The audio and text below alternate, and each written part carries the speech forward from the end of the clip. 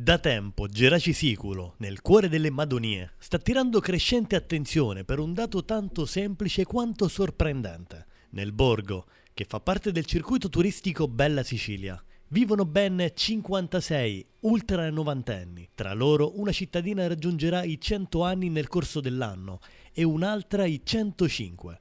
Numeri che, se rapportati alla popolazione, delineano una realtà straordinaria e collocano il paese tra i casi più interessanti in Italia sul fronte della longevità. Il fenomeno richiama da vicino il modello delle cosiddette Blue Zones, le aree del mondo in cui si registra la più alta concentrazione di persone longeve. Tra le più note figurano l'Ogliastra in Sardegna, Okinawa in Giappone, Icaria in Grecia, la penisola di Nicoya in Costa Rica e Loma Linda in California. Territori diversi tra loro, ma accomunati da elementi chiave, un'alimentazione naturale, una forte coesione sociale, attività fisica quotidiana e uno stretto legame con l'ambiente. Caratteristiche che si rinnovano anche a Geraci Siculo e più in generale nell'intero territorio delle Madonie.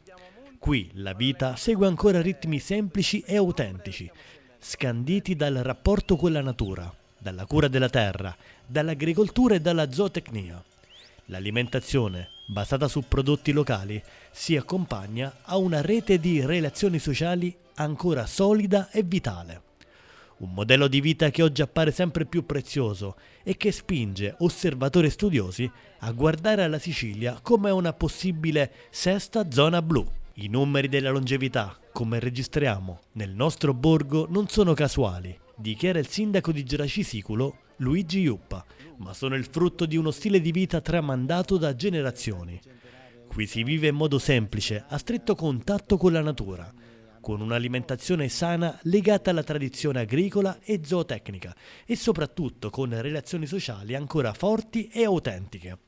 È un modo di vivere bello e sano, che appartiene a Geraci Siculo, ma anche a tutte le Madonie e che oggi può rappresentare un modello per il futuro.